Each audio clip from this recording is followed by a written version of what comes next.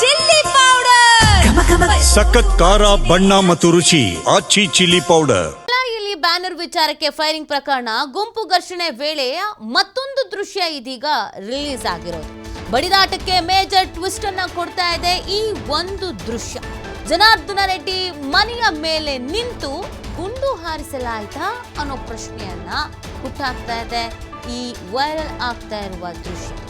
ರೆಡ್ಡಿಯ ಮನೆ ಟೆರೆಸ್ ನಲ್ಲಿ ನಿಂತಂತ ವ್ಯಕ್ತಿ ಗುಂಡು ಹಾರಿಸಿದ್ರ ನೀವು ಗಮನಿಸ್ತಾ ಇದ್ದೀರಾ ನೋಡಿ ಫೋಟೋ.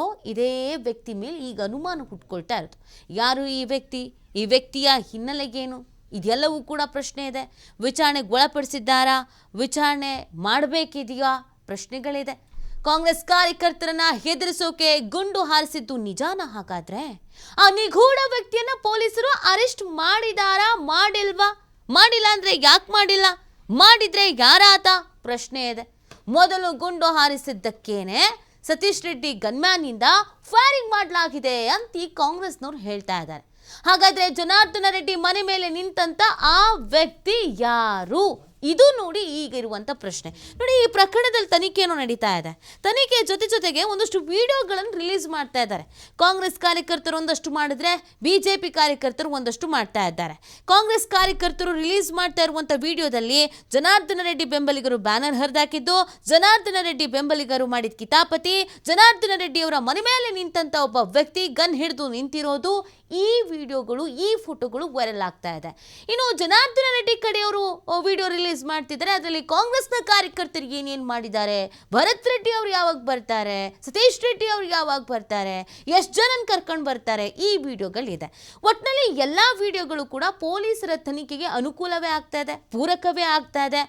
ಆದರೆ ಈಗ ರಿಲೀಸ್ ಆಗಿದೆಯಲ್ಲ ಇದೊಂದು ವಿಡಿಯೋ ಹಲವು ಅನುಮಾನಗಳಿಗೆ ಕಾರಣ ಆಗ್ತಾ ಇದೆ.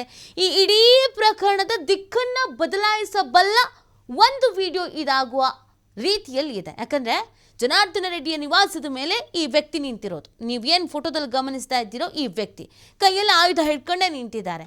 ಹಾಗಿದ್ರೆ ಇವರು ಮೊದಲಿಗೆ ಫೈರಿಂಗ್ ಮಾಡಿದ್ರಾ? ಅಲ್ಲಿ ಕಾರ್ಯಕರ್ತರು ಏನು ಪ್ರತಿಭಟನೆ ಮಾಡ್ತಾ ಇದ್ರು, ಧಿಕ್ಕಾರ ಕೂಗ್ತಾ ಇದ್ರು, ಅವ್ರನ್ನ ಹೆದರಿಸ್ಬೇಕು, ಚದುರಿಸ್ಬೇಕು ಅಂತ ಫೈರಿಂಗ್ ಮೊದಲು ಇಲ್ಲಿಂದನೇ ಆಯ್ತಾ?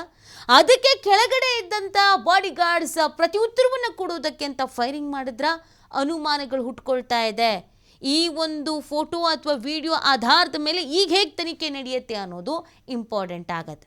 ತನಿಖೆಯಲ್ಲಿ ತಿರುವು ಪಡ್ಕೊಳತ್ತಾ ಅನ್ನೋದು ಕೂಡ ಇಂಪಾರ್ಟೆಂಟ್ ಆಗತ್ತೆ. ನೋಡಿ, ನಿನ್ನೆ ಎಲ್ಲ ವೈರಲ್ ಆದ ವಿಡಿಯೋ ನೀವು ಗಮನಿಸ್ತಾ ಇದ್ದೀರಾ TV5 ಸ್ಕ್ರೀನ್ ಮೇಲೆ ಮೊದಲ ವಿಂಡೋದಲ್ಲಿ. ಇದೆಲ್ಲ ನಾವು ಮೊನ್ನೆಯಿಂದ ನೋಡ್ತಾ ಇದ್ದಂಥ ವಿಡಿಯೋ. ಕಾರ್ಯಕರ್ತರು ಕೆಳಗಡೆ ನಿಂತ್ಕೊಂಡು ಗುಂಪು ಘರ್ಷಣೆ ಆಗ್ತಾ ಇದ್ದಿದ್ದು, ಎರಡು ಗುಂಪುಗಳ ನಡುವೆ ಗಲಾಟೆ ಆಗ್ತಾ ಇದ್ದಿದ್ದು. ಆದರೆ ಇನ್ನೊಂದು ವಿಂಡೋದಲ್ಲಿ ನೀವು ನೋಡ್ತಾ ಇದ್ದೀರಲ್ಲ, ಇದು ಇವತ್ತು ರಿಲೀಸ್ ಆಗ್ತಾ ಇರುವಂಥ ವಿಡಿಯೋ. ಈ ವಿಡಿಯೋ, ಈ ಫೋಟೋದಲ್ಲಿ ಇದು ಜನಾರ್ದನ ರೆಡ್ಡಿ ಅವರ ನಿವಾಸ. ಆ ಟೆರೆಸ್ ಮೇಲೆ ಒಬ್ಬ ವ್ಯಕ್ತಿ ಕೈಯಲ್ಲಿ ಆಯುಧ ಹಿಡ್ಕೊಂಡು, ಈ ಸಿನಿಮಾದಲ್ಲೆಲ್ಲ ನಿಂತ್ಕೊಂಡಿರ್ತಾರಲ್ಲ ಮೇಲೆಲ್ಲ ಓಡಾಡ್ಕೊಂಡು, ಅವ್ರು ನಿಂತಿರೋದು, ಆ ಥರದಲ್ಲಿ ನಿಂತಿರೋದು. ಸೊ ಹಾಗಿದ್ರೆ ಈ ವ್ಯಕ್ತಿನೇ ಫೈರಿಂಗ್ ಮಾಡಿದ್ರ? ಮೊದಲಿಗೆ ಈ ಕಡೆಯಿಂದನೇ ಫೈರಿಂಗ್ ಆಯ್ತಾ? ಆ ವ್ಯಕ್ತಿಗೆ ಯಾರು, ಆತನ ಹಿನ್ನೆಲೆಗೇನು, ಈತನನ್ನು ತನಿಖೆಗೆ ಒಳಪಡಿಸಿದ್ದಾರಾ, ಒಳಪಡಿಸಿಲ್ವಾ? ಒಳಪಡಿಸಿಲ್ಲ ಅಂದರೆ ಯಾಕೆ ಒಳಪಡಿಸಿಲ್ಲ? ತನಿಖೆಗೆ ಒಳಪಡಿಸಿದ್ರೆ ಈ ವಿಡಿಯೋ ಮೊದಲೇ ಪೊಲೀಸರಿಗೆ ಸಿಕ್ಕಿ ಈಗ ವೈರಲ್ ಆಗಿದ್ದು, ಆ ವ್ಯಕ್ತಿಯನ್ನು ಮೊದಲೇ ಗಿರೆಸ್ಟ್ ಮಾಡಿದ್ರೆ ಆ ವ್ಯಕ್ತಿ ವಿಚಾರಣೆ ಸಂದರ್ಭದಲ್ಲಿ ಏನು ಹೇಳಿದ್ದಾನೆ, ಇದು ಕೂಡ ಇಂಪಾರ್ಟೆಂಟ್ ಆಗುತ್ತೆ. ನೋಡಿ, ನಿನ್ನೆ KPCC ಅಧ್ಯಕ್ಷರು ಮತ್ತು DCM DK ಶಿವಕುಮಾರ್ ಅವರು ಹೋಗ್ತಾ ಇದ್ದಾರೆ ಬಳ್ಳಾರಿಗೆ ಅಂದಾಗ್ಲೇ ಒಂದು ವಿಚಾರ ಸಿಕ್ಕಾಪಟ್ಟೆ ಚರ್ಚೆ ಆಗಿತ್ತು. ಖಂಡಿತವಾಗಿ ಒಂದಷ್ಟು ವಿಡಿಯೋಗಳು ರಿಲೀಸ್ ಆಗತ್ತೆ ಅಂತ.